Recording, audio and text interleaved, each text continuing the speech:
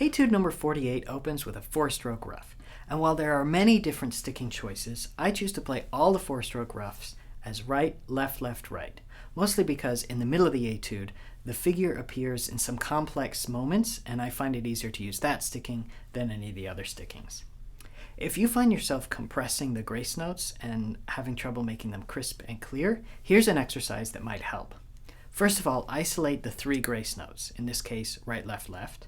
Then work on playing a low and a high right hand hit, and then put it all together.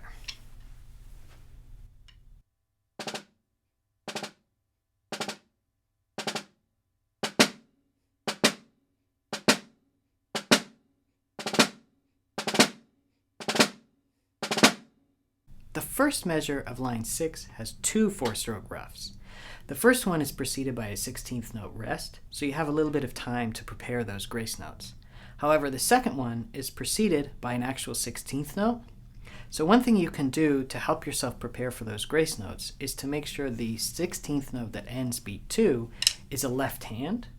So the beat 2 sticking that I like to use is right, left, right, left, right, left. It sounds like this. The other thing about this measure is that you want to make sure that there's a difference between the accented notes and the unaccented notes. So beats 3 and beat 4 are unaccented notes, which really makes the upbeats pop.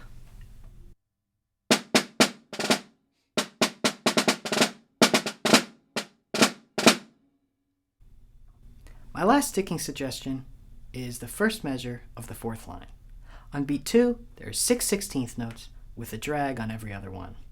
To keep things consistent, I like to play my right hand on all the 16th notes, and then the left hand just drops the drags in. If you have trouble making this crisp and clear, try playing 2 beats of 16th notes, and on the second beat, drop the drags in.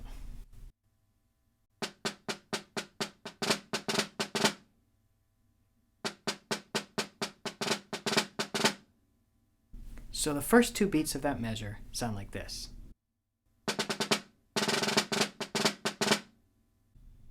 A quick note about rolls.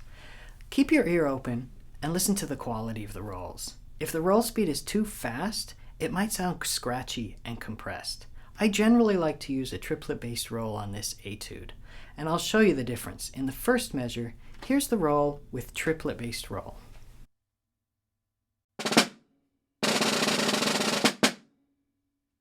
And here it is with 32nd notes.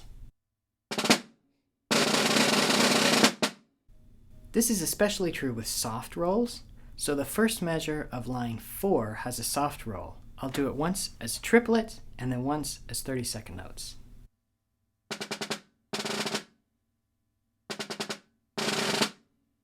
Let's close with a couple ideas about phrasing and tone. Line 4 ends with a crescendo, and it's really tempting to make that crescendo go just to the downbeat of line 5. However, notice that there's an accent on the second 8th note of line 5.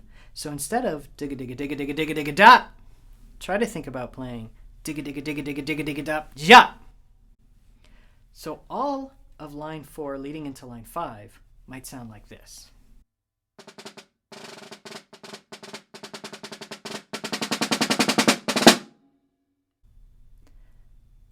Next, I want to talk about line number 9. An old copy of this book has an omission. This is what the old copy looks like, and this is what the new copy looks like. Notice that piano marking on beat 3. Also, in line 9, I would suggest playing the whole measure in the same zone. Sometimes we move to the edge and to the center depending on how loud we're playing, which is totally fine. However, because these changes happen so quickly, I think you'll play more consistently if you play in the same zone and use your hands and your stick height to get the different dynamic levels. In line 7, it's important to show the difference between the triplets and the 32nd notes. One thing that I do is to play the 32nd notes with a little bit of emphasis. Not quite an accent, but just to show that, hey, this rhythm sticks out as different. Sounds something like this.